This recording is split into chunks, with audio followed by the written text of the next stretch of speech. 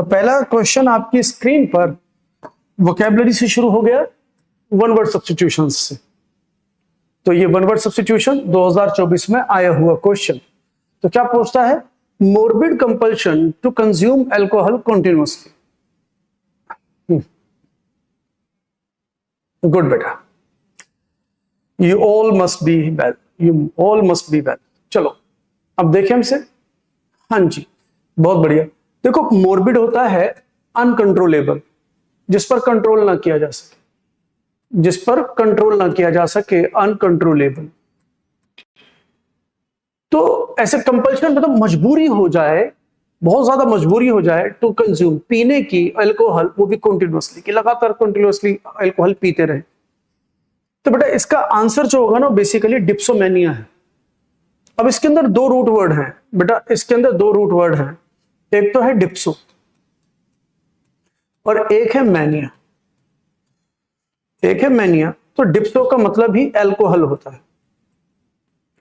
कोई भी डिस्को से डिस्को नहीं, जो सेंटेंस है डिप्सो जहां पर भी होगा, डिप्सो, डिप्सी, इवन टिप्सी, तो वो शराब की, नशे की ही बात कर रहा होगा, शराब की, नशे की बात कर रहा होगा। तो डिप्सोमेनिया, मैनिया होता है किसी भी चीज का पागलपन, किसी भी चीज का पागलपन मतलब क्रेजीनेस, पागल हो जाना किसी भी चीज के लिए, क्रेजीनेस, पागलपन किसी भी चीज का, किसी भी चीज को करने की बहुत ज्यादा लत हो जाना, तो वो मैनिया होता है। ये एक प्रकार की बीमारी होती है ना, एक प्रकार की बीमारी हो जानी। तो डिप्सोमेनिया, तो आंसर यही है इसका। बाकी क्लेप्टोमेनिया, इसके अंदर एक वर्ड है क्लेप्टो, जहां पर भी क्लेप्टो होगा वो चोरी की बात करेगा, थेफ्ट की, वहां पर चोरी की बात होगी। तो क्लेप्टोमेनिया मतलब चोरी करने की बहुत ज्यादा लत। मैनिक होता है मतलब क्रेजी हो जाना, बिल्कुल पागल हो जाना किसी भी चीज को लेकर, मैनिक, मैनिया से ही बना है। सेटाइरोमेनिया मतलब बहुत ज्यादा सेक्सुअल डिजायर जो होती है, अत्यधिक जो सेक्सुअल डिजायर है, उसको हम सेटाइरोमेनिया कहेंगे। ठीक है, तो आंसर मिल गया हमारा डी। क्लियर हुआ बेटा? अगला क्वेश्चन हमारी स्क्रीन पर होमोनिम से। होमोनिम से, होमो का मतलब होता है सेम और नीम का मतलब होता है नेम, सेम नेम, एक जैसे दिखने वाले नाम। तो देखो फ्लोरा, फ्लेवर, फ्लोर, फ्लोर, एक जैसे दिखने वाले नाम है, लेकिन इन सब का मीनिंग अलग है, इन सब की स्पेलिंग अलग है और इन सब का कॉन्टेक्स्ट अलग होगा। तो इस सेंटेंस में कॉन्टेक्स्ट के अकॉर्डिंग सही वर्ड फिल कीजिए। इस शब्द में जय हिंद बेटा, पंकज बेटा जय हिंद, कॉन्टेक्स्ट के अकॉर्डिंग सही वर्ड फिल कीजिए। रूबी गेव हर मदर ए हग, रूबी ने अपनी मम्मी को एक हग दिया, एंड फिर उन्हें ऑफर भी किया टू नीड। नीड का मतलब होता है गूंथना, चाहे आटा गूंथना, नीड का मतलब गूंथना, चाहे आटा गूंथना, बेसन गूंथना, किसी भी चीज को गूंथना। तो उसने ऑफर किया। तो फ्लोरा बेटा, जो फ्लोरा होता है ना, वो बेसिकली वो प्लांट लाइफ होती है, वनस्पति विज्ञान, ये प्लांट, पौधों की जिंदगी के बारे में जो चीजें होती है ना, प्लांट लाइफ, तो उसे हम फ्लोरा कहते हैं। और इसके साथ एक फ्लोरा एंड फोना, फोना होते हैं एनिमल्स। जब भी फोना की बात है, फोना जो होते हैं वो एनिमल्स होते हैं, ये वर्ड लिख लें, फोना जो होते हैं वो एनिमल्स होते हैं, और जो फ्लोरा होता है वो प्लांट्स होते हैं। फ्लेवर होता है किसी भी चीज का टेस्ट, किसी का मीठा टेस्ट है तो वो फ्लेवर की बात हो जाती है। फ्लोर का मतलब होता है फर्श, ग्राउंड, फ्लोर का मतलब है फर्श, ग्राउंड। और ये जो फ्लोर होता है ये आटा होता है, ये आटा, ये फ्लोर मतलब आटा। तो उसने गूंथने की बात की, तो गूंथा, इन चारों में से सिर्फ फ्लोर, आटे को गूंथा जाएगा। क्लियर हो गया? तो आंसर होगा डी। क्लियर हो गया बच्चे?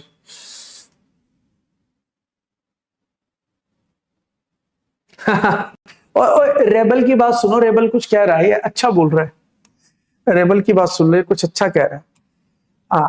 चलो अगला क्वेश्चन इडियम्स एंड फ्रेजेस से। Turn a deaf ear to, turn a deaf ear to, idioms and phrases से क्वेश्चन, तो 2024 का ही क्वेश्चन है। तो जैसा मैंने बताया बेटा, हम वोकैबुलरी भी डिस्कस कर रहे हैं, रीडिंग भी डिस्कस कर रहे हैं और ग्रामर भी, सारी चीजें, सिर्फ ग्रामर नहीं, सारी चीजें हम मिक्स लेकर आए हैं।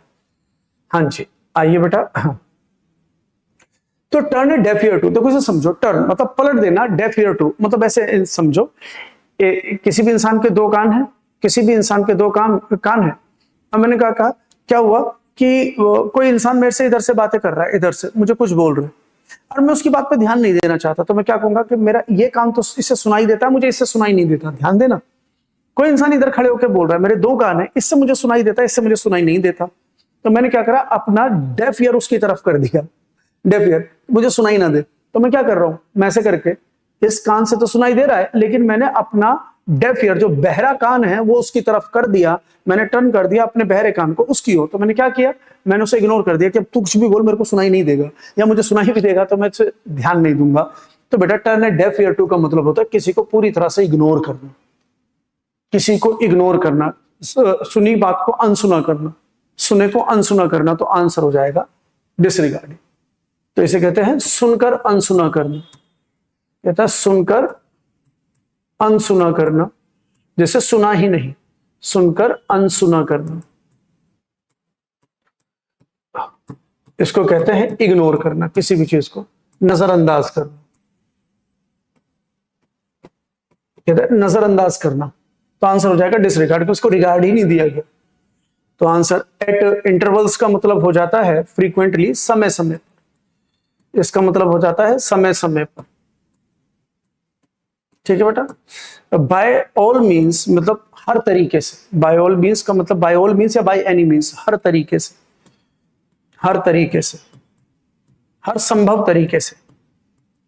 रिब्यूक का मतलब किसी को डांटा, रिब्यूक का मतलब होता है किसी को डांटना, उसकी सेकंड फॉर्म हो जाती है डांटना या झड़क देना किसी को, डांटना भी किसी को कहते हैं चल भाई यहाँ से, ऐसे ऐसे सेंस में झड़क देना, तो उसको हम रिब्यूक कहते हैं, उसकी सेकंड फॉर्म है, और थर्ड फॉर्म रिब्यूक्ड होती है। क्लियर हुआ? हाँ जी।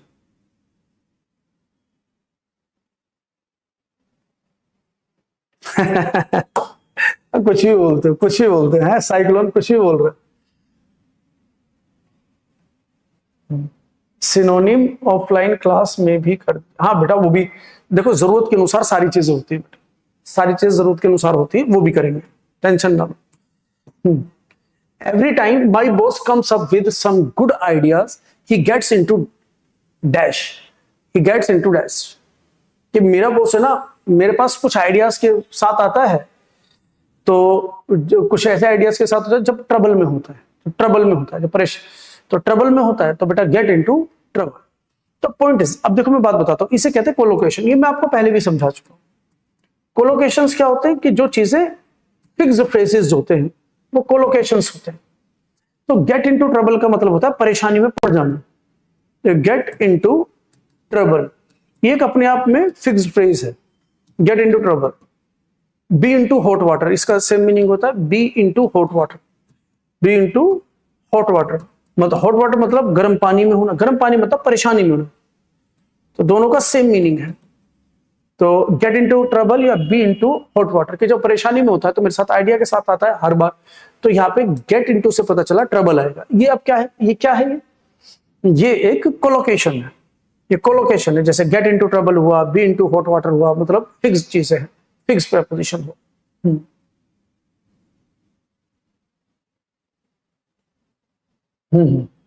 हाँ हाँ बेटा बिल्कुल, कहा था सारी चीजें आएंगी बेटा, सारी चीजें। देखे although I have a good job, कहता वैसे तो मेरे पास एक गुड जॉब है ना, फिर भी I wish to take the dash of starting my own business.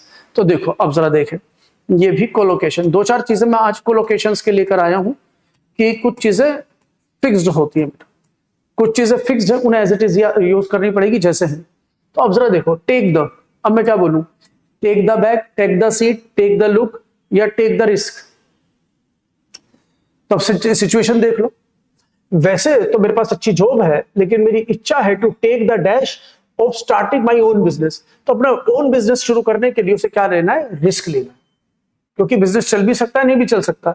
बाकी अगर हम बात करें बैक के साथ तो गेट बैक होता है, गेट सीट होता है, यहाँ पे क्या होता है लुक के साथ, तो यहाँ पे हैव ए लुक, हम हैव लगाते हैं हैव ए लुक, लुक के साथ है हुआ, सीट के साथ गेट, बैक के साथ गेट, तो इसके रिस्क के साथ क्या होता है टेक रिस्क, तो टेक रिस्क। तो अब यहां पर हम बात कर रहे हैं तो टेक द रिस्क, आ रही बात समझ। तो कोलोकेशन है, ये कोलोकेशन है। तो कुछ चीजें कैसे, अब पढ़ने से तो सामने आती हैं चीजें, अब आपको पढ़ो पढ़ो पढ़ो चीजें सामने आएंगी, पता चलेगा यार ऐसे नहीं ऐसे होता है, रीडिंग से क्लियर हो जाती है। अगला question, the teacher asked him not to keep disturbing the class but it had no effect. तो यहां पर जो एरर है वो देखो अब क्या है, बाकी मैं बताता हूं। बेटा कुछ वर्ड नाउन और वर्ब होते हैं और हम कंफ्यूज होते हैं कि नाउन कब है वर्ब कब है। तो जैसे अगर मैं बात बोलूं ADVICE तो ये नाउन है, और अगर मैं ऐसे बोलूं ADVISE तो ये वर्ब है। जैसे हम कहें सेल, SALE सेल, तो एक है सेल, एक है सेल, एक है सेल, तो ये नाउन है ये वर्ब है। ऐसे ही हम बात करते हैं रिलीफ, फिर यहां पर हम बात करते हैं रिलीव, तो एक हुआ रिलीफ एक हुआ रिलीव, समझ रहे बात को। इसी प्रकार से हमारा एक वर्ड है सिग्नेचर, इसी प्रकार से हमारा वर्ड है सिग्नेचर, एक वर्ड है साइन, ऐसे ही हमारा वर्ड है नॉलेज, नॉलेज, और इसका वर्ब क्या बनता है नो, जानना, नो से नॉलेज बना। इसी प्रकार से हमारा एक वर्ड है हमारा इफेक्ट, एक शब्द है इफेक्ट, तो बेटा एक वर्ड है अफेक्ट। तो जो हमारा इफेक्ट है वो नाउन है और अफेक्ट जो है वो वर्ब है।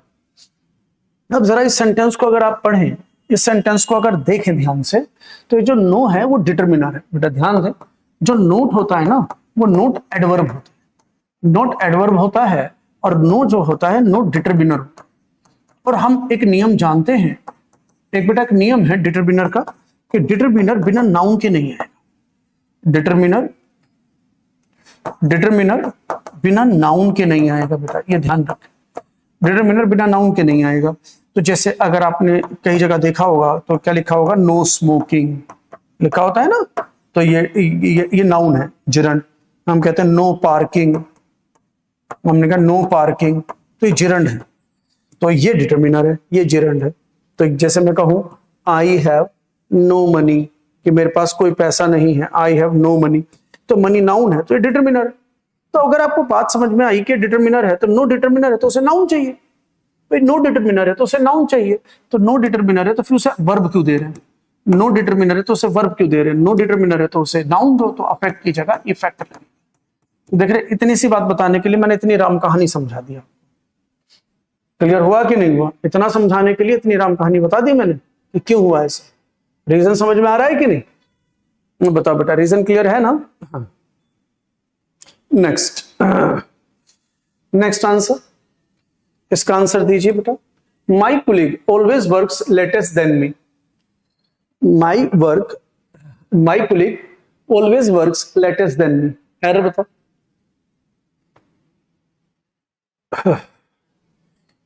ये एडजेक्टिव से एरर है, ये एरर हमने एडजेक्टिव से लिया, और एडजेक्टिव की भी कंपैरेटिव डिग्री से लिया। हम जानते हैं जब दो पर्सन प्लेस और थिंग में कंपैरिजन होता है तो कंपैरेटिव डिग्री प्लस थिंग। ध्यान दो, जब पर्सन प्लेस और थिंग दो सेम कैटेगरी के शब्दों के अंदर कंपैरिजन होगा, दो 1 to 1 कंपैरिजन होगा, तो हमें कंपैरेटिव डिग्री प्लस देन देना पड़ता है। तो यहाँ पे देन है, लेकिन EST वाले वर्ड जैसे best, EST strongest, best, cleverest, EST वाले वर्ड तो सुपरलेटिव डिग्री होते हैं। तो यहाँ देन आया तो मुझे कंपैरेटिव डिग्री देना है, क्योंकि मेरे कुलीग और मेरे बीच में कंपैरिजन है, मेरे कुलीग और मेरे बीच में कंपैरिजन है, तो यहाँ पर लेटेस्ट ना होकर लेटर करना, LAT।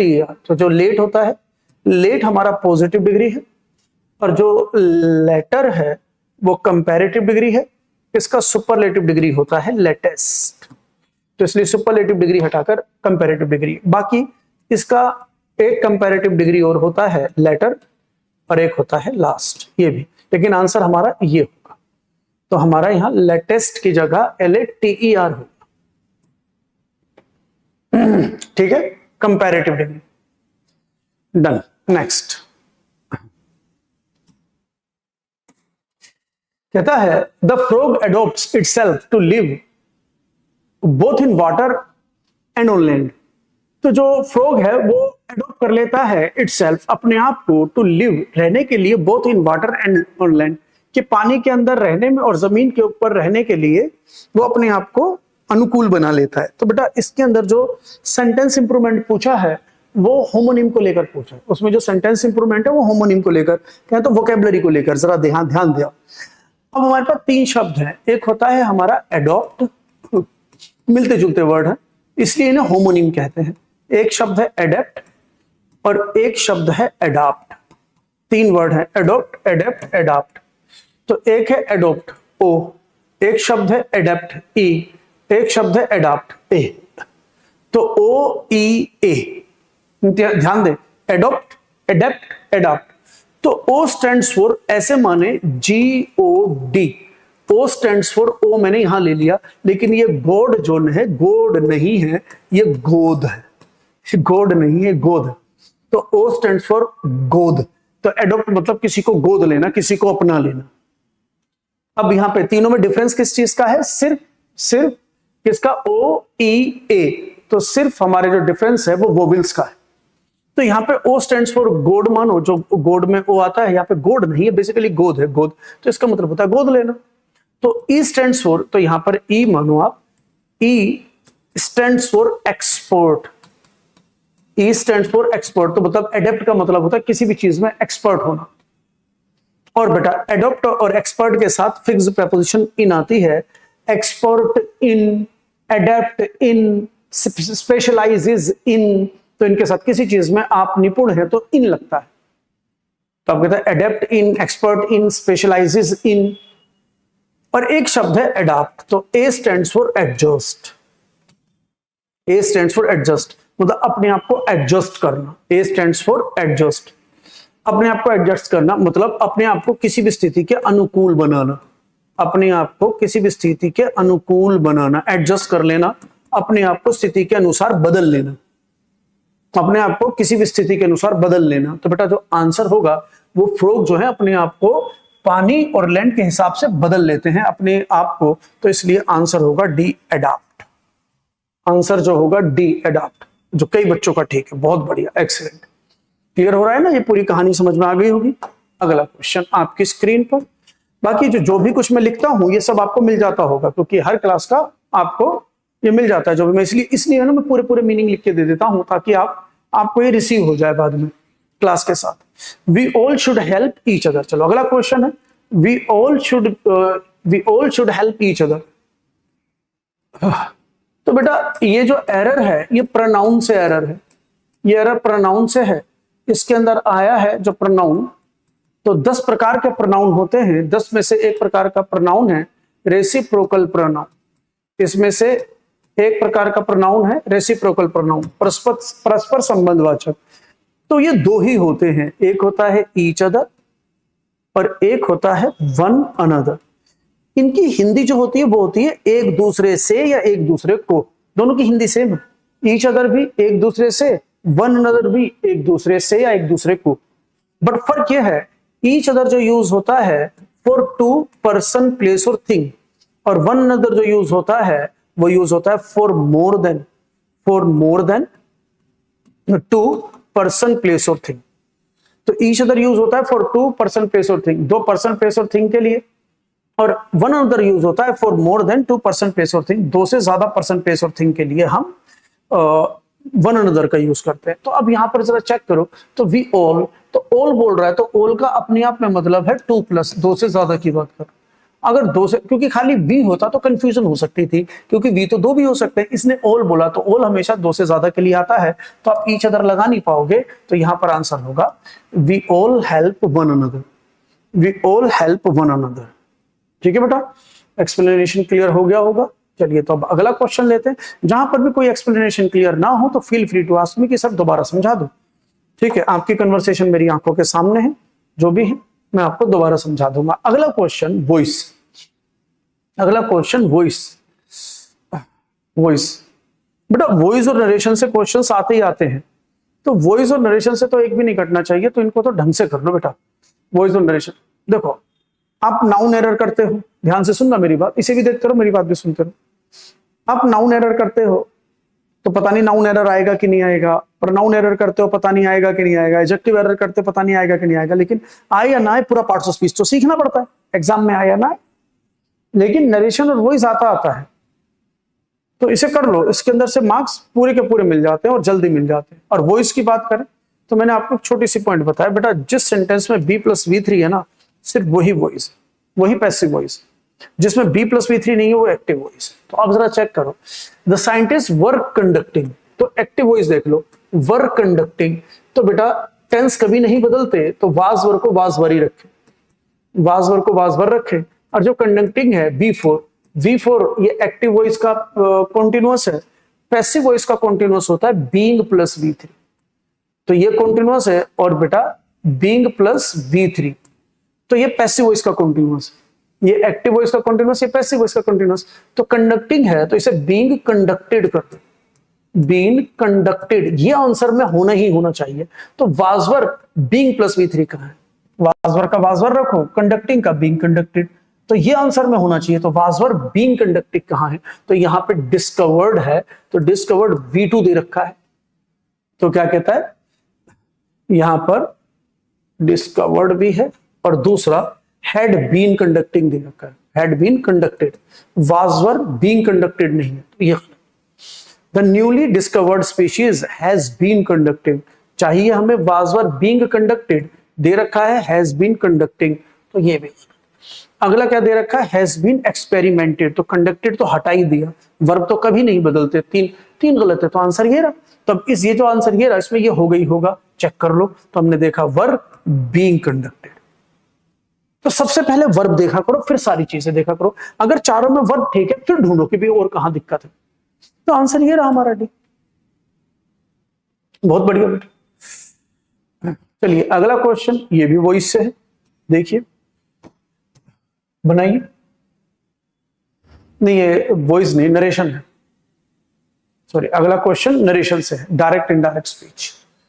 तो क्या कहता है, she exclaimed with sorrow that life had become miserable, she exclaimed with sorrow that life had become miserable. मैं आपके लिए बात बताऊं तो ये ऑलरेडी इनडायरेक्ट स्पीच है, ये ऑलरेडी इनडायरेक्ट स्पीच है, ये नरेशन का क्वेश्चन है, और ये ऑलरेडी, और जो इनडायरेक्ट स्पीच है मतलब इट इज ऑलरेडी आंसर, ये आंसर है, ये गलत नहीं है, ये सही लिखा है। अगर ये सही लिखा है तो इसका मतलब है इसमें से मुझे क्वेश्चन ढूंढना है। अब आपको ये एक क्वेश्चन ढूंढना है जिसका आंसर ये आ जाए। अब इसने क्या कहा, एक्सक्लेम्ड विद सोरो, सोरो मतलब दुख की बात है, तो दुख की बात या तो ओह से पता चलेगी या अलाह से, दुख की बात इन दोनों से पता चलेगी। अब यहां पर एक्सक्लेम विद सोरो की बात कर रहा है, तो ये जो सेंटेंस है ना, ये एक्सक्लेमेटरी सेंटेंस है, ये सेंटेंस है एक्सक्लेमेटरी सेंटेंस। और एक्सक्लेमेटरी सेंटेंस में वाक्य की शुरुआत में आपको एक इंटरजेक्शन वर्ड देना पड़ता है, इनके अंदर कोई इंटरजेक्शन वर्ड है नहीं। तो जैसे वैसे यहां हो सकता है कि how miserable had become life, how miserable had become life, तो वैसे तो अब ये है ना, कितना क्या है इसमें एक गलती तो ये है कि how miserable had become life, तो इसके अंदर मिजरेबल सब्जेक्ट पहले दे दिया, हैड बिकम लाइफ तो वर्ब बाद में दे दिया, तो यहां पर सब्जेक्ट हैड बिकम लाइफ। अब जो इसने यहां पर दिया, तो इससे हाउ से आप वंडर तो शो कर सकते हो, आप सरप्राइज तो शो कर सकते हो, लेकिन आप इससे सोरो शो नहीं कर सकते। आप चेक कर लो, how miserable had become life, तो हाउ से आप वंडर सरप्राइज शो कर सकते हो, लेकिन दुख शो नहीं कर सकते। दुख शो करने के लिए इन दोनों को चाहिए, तो इसका मतलब है दोनों तो गलत है, तो सी और डी तो हुए गलत। क्लियर हुआ। अब आती है इन दोनों में से एक बात, तो बेटा अब आपको ये देखना पड़ेगा, क्योंकि बाकी सारी चीजें ठीक है कि प्रेजेंट परफेक्ट को पास्ट परफेक्ट बना रखा है, प्रेजेंट परफेक्ट को पास्ट परफेक्ट बना रखा है, सारी चीजें ठीक है, बट डिफरेंस पता है कहां रहा है, डिफरेंस आ रहा है ये व्हाट और हाउ में। और मैंने बताया आपको अगर इंग्लिश सीखना है, बेटा ध्यान से सुन लो, इंग्लिश सीखना है तो लॉजिक और ग्रामर दो चीजों पर आपको ध्यान देना पड़ेगा। तो ग्रामर में बता ही रहा हूं, साथ साथ लॉजिक भी बता रहा हूं। अब आपको ये सोचना है कि अगर मेरे को ये सेंटेंस बोलना हो तो मैं बोलूंगा कैसे, कि what miserable life has become, कहता what miserable life has become, या how miserable life has become, यार जिंदगी कैसी नर्क हो गई है, या जिंदगी क्या नर्क हो गई है। अगर हिंदी में बोले तो क्या बोलोगे, जिंदगी कैसी नर्क हो गई है, यानी जिंदगी क्या नर्क हो गई है, क्या बोलोगे। तो ये ट्रांसलेशन जिसे कहते हैं लॉजिक बेस्ड, तो लॉजिक बेस्ड हमारा आंसर जिंदगी कैसी नर्क हो गई है, तो आंसर ये होगा, ये नहीं कि हम ये बोलेंगे ये नहीं, तो आंसर हो जाएगा बी। और देखो यहां पे क्या कहता है, हाउ मिजरेबल और लाइफ, तो बेटा हाउ मिजरेबल लाइफ, तो ये एडजेक्टिव है, ये सब्जेक्ट नहीं है, ये सब्जेक्ट नहीं है क्योंकि ये तो एडजेक्टिव है, मिजरेबल और लाइफ। तो लाइफ सब्जेक्ट है, तो इसने क्या करा है, पहले पहले वर्ब लिख दिया और बाद में सब्जेक्ट लिख दिया, और इस सब्जेक्ट का जो एडजेक्टिव है बाद में लगा दिया, तो सेंटेंस का स्ट्रक्चर ही खराब कर दिया। बेसिकली सेंटेंस का स्ट्रक्चर ही बिगड़ गया। तो ये तो किसी प्रकार से कोई स्ट्रक्चर है ही नहीं, ये तो स्ट्रक्चर ही नहीं है। क्वेश्चन क्या बनेगा, मतलब इसका ये क्वेश्चन क्या बनेगा, ये तो स्ट्रक्चर ही सही नहीं है। तो how miserable life had become, ऐसे हो सकता था। समझ में आ रहा है कि नहीं?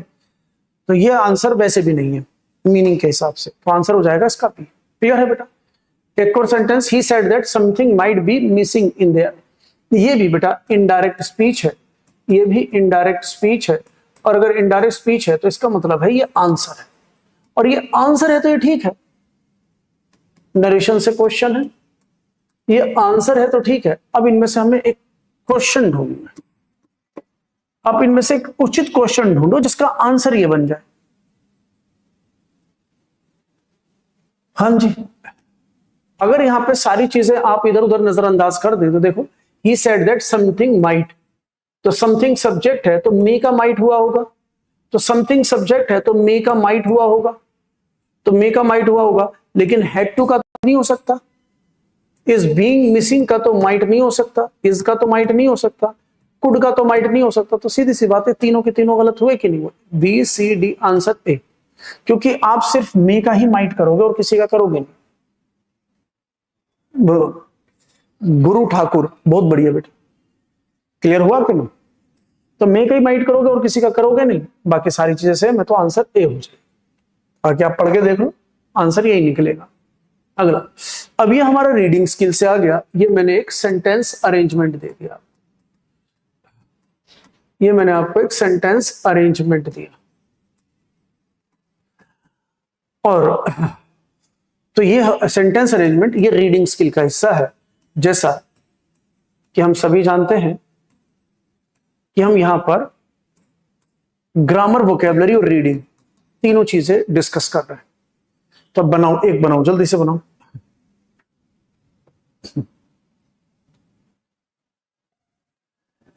बनाइए बनाइए बनाइए, मैं आपको आंसर देता हूं।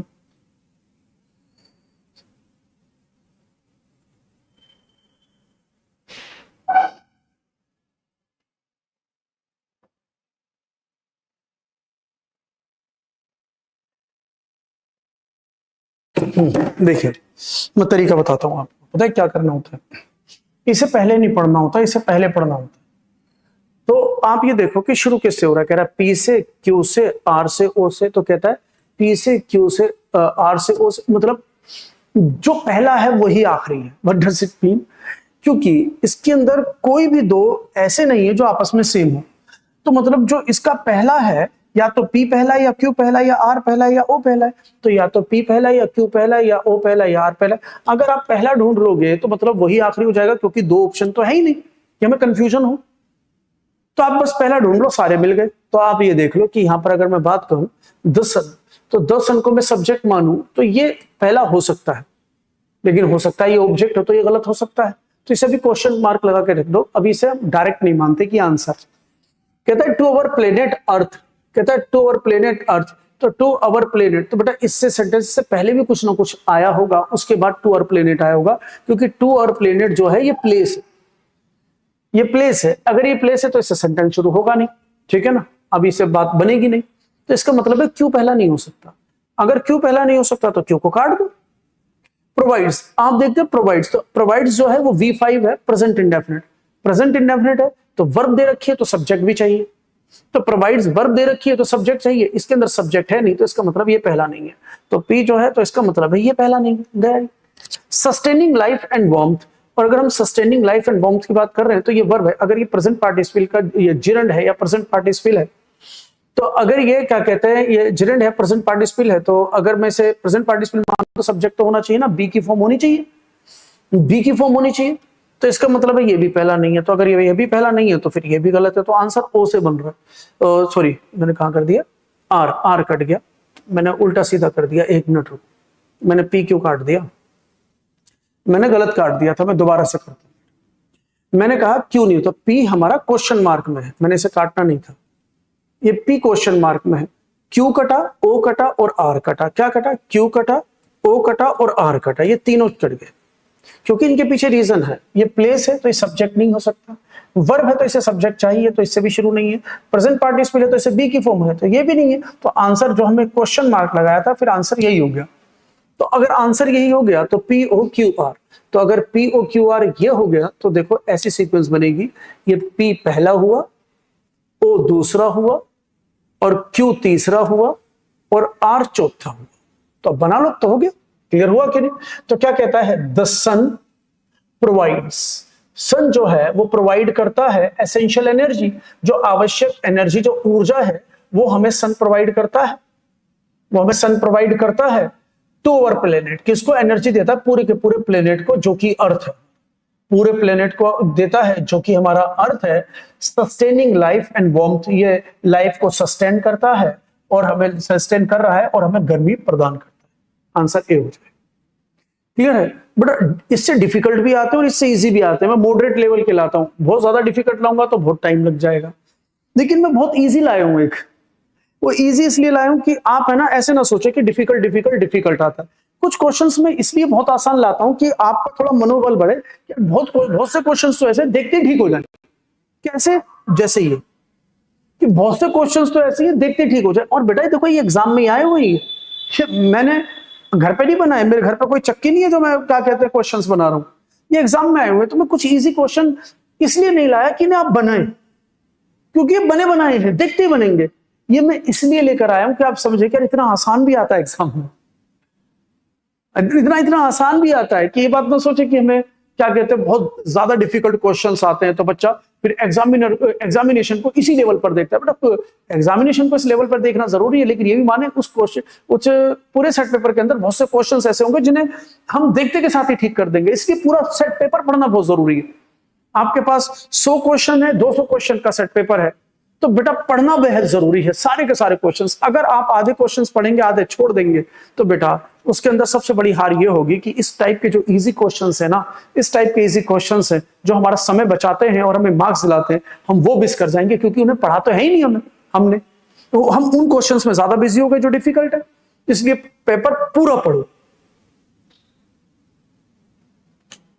क्लियर हुआ कि नहीं? तो अगर आपको ये बात समझ में आई तो बेटा अगर मैं बोलूं कि बेटा एक सब्जेक्ट लगेगा, सब्जेक्ट के बाद वर्ब आता है, वर्ब के बाद ऑब्जेक्ट या कॉम्प्लीमेंट आता है, ऑब्जेक्ट या कॉम्प्लीमेंट आता है, और देन उसके बाद हम क्या लगाते हैं? एमपीटीआर, manner, place, time, reason, एमपीटीआर।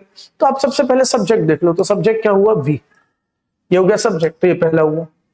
Subject के बाद वर्ब देख लो, तो वर्ब देख लो तो ये पीओ, तो ये 2 हो गया। ये नंबर 1 हुआ तो ये नंबर 2 हुआ। ये तो वैसे आसान है, हम उस तरीके से कर ही नहीं रहे, हम तो इजी बना के कर रहे हैं कि अगर हम ऑब्जेक्ट की बात करें तो वेंट इंट्रांजिटिव वर्ब है, ऑब्जेक्ट होगी नहीं, तो कहां गए फिर हम? आगे आ गए, ऑब्जेक्ट है नहीं, तो manner, place, time, reason.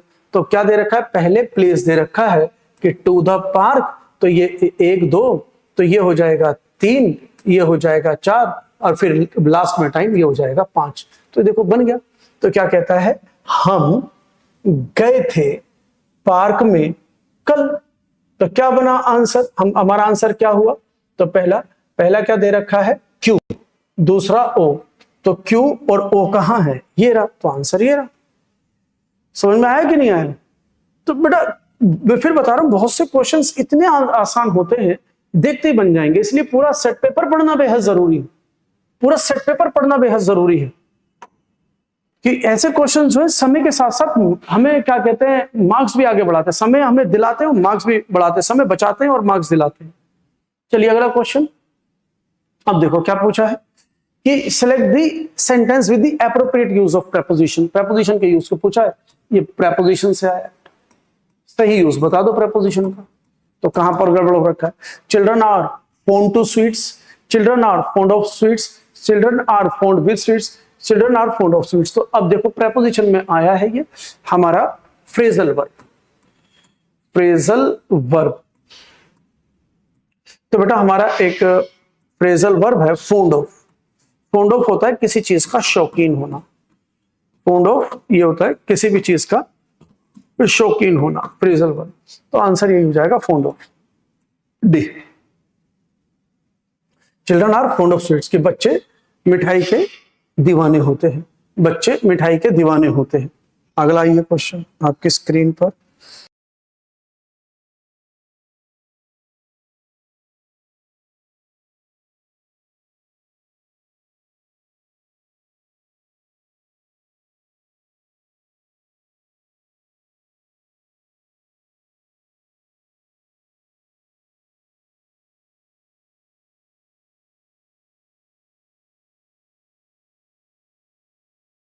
Reason देखो, ऑन, टू, यही प्रपोजिशन। तो कहता है जब डायरेक्शन बतानी होती है ना हमें, जब हमें डायरेक्शन बताना होता है तो हम एट बताते हैं। एट डायरेक्शन को शो करता है कि वो कहां पर, कि वो बस स्टॉप पर है, तो एक डायरेक्शन बता रहे हैं कि किस जगह है, बस स्टॉप। क्लियर है? तो डायरेक्शन बताने के लिए एट लगता है, छोटी छोटी बात है। अगला, बी इट ए चाट और refreshing lemonade, lemon is the need of the hour in dash summers. तो बेटा फिर आ गया कोलोकेशन, फिर आ गया हमारे पास कोलोकेशन।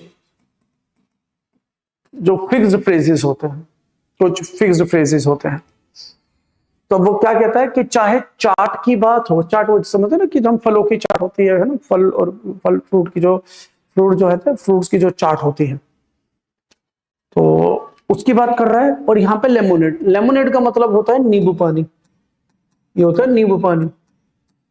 तो अब मीनिंग क्या बना कि बी इट, चाहे हम बात करें चाट की और चाहे बात करें रिफ्रेशिंग नींबू पानी की बात करें, लेमन जो नींबू होता है ना, जो नींबू होता है, is the need of the hour, वो इस क्षण की जरूरत है, इन डैश समर्स।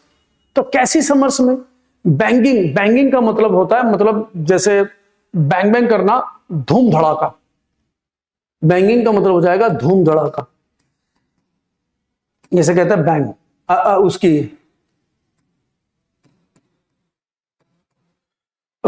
ऋतिक रोशन की एक फिल्म आई थी बैंग बैंग, उसका मतलब ये था डिशुम डिशुम, बैंग बैंग, ये डिशुम डिशुम, कोई धूम धड़ाका। फ्रीजिंग होता है जमा देने वाली। और भाई समर क्या होती है? तो गर्मियां होती है। गर्मी में चीजें पिघलती है ना, क्या कहते हैं, फ्रीज नहीं होती। तो हम ऐसे कह सकते हैं फ्रीजिंग, हम ऐसे कह सकते हैं फ्रीजिंग, फ्रीज जमा देने वाली ठंड, तो फ्रीजिंग विंटर। तो ये फ्रीजिंग विंटर, कि विंटर कैसे, जो जमा दे एकदम, तो फ्रीजिंग विंटर। एलिवेट होता है किसी भी चीज को ग्रो करना, कि मतलब ग्रोइंग, कोई चीज बढ़ रही है, इंक्रीजिंग। एलिवेट करना, किसी भी चीज को बढ़ाना, किसी भी चीज को ग्रोइंग करना, किसी भी चीज को इंक्रीज करना, एलिवेट करना, इंक्रीज करना, बढ़ाना, इंक्रीजिंग। तो इसका आंसर हो जाएगा चिलचिलाती, ये होता है जमाने वाली, जमाने वाली ठंड। ये होती है झुलसाने वाली, ये होती है झुलसाने वाली, जो जलाने वाली। झुलसाना मतलब जलाने वाली। स्कोर्चिंग होती है कि स्कोर्चिंग हीट, जलाने वाली गर्मी, तो कहता है स्कोर्चिंग। तो ये हमारा कोलोकेशन है। जैसे फ्रीजिंग विंटर है तो स्कोर्चिंग समर होता है, स्कोर्चिंग समर होता है, या स्कोर्चिंग हीट होता है, जलाने वाली गर्मी। तो आंसर हो जाएगा स्कोर्चिंग। तो कहता है इस जलाने वाली गर्मी में, हाँ, इस जलाने वाली गर्मी के अंदर तो भैया नींबू जो है आज की जरूरत है। चाहे आप नींबू पानी बनाओ और चाहे चाट बनाओ, चाहे नींबू पानी बनाओ या चाट बनाओ, तो नींबू जो है वो हर चीज की जरूरत है इस स्कोर्चिंग हीट में। क्लियर हुआ कि नहीं हुआ? तो बेटा आज के लिए इतना, मिलते हैं कल अगली क्लास में। तब तक के लिए गुरु की बात सुनो, आप गुरु की बात सुनकर जाना सभी, ठीक है? गुड नाइट, स्लीप टाइट, जय हिंद, जय भारत।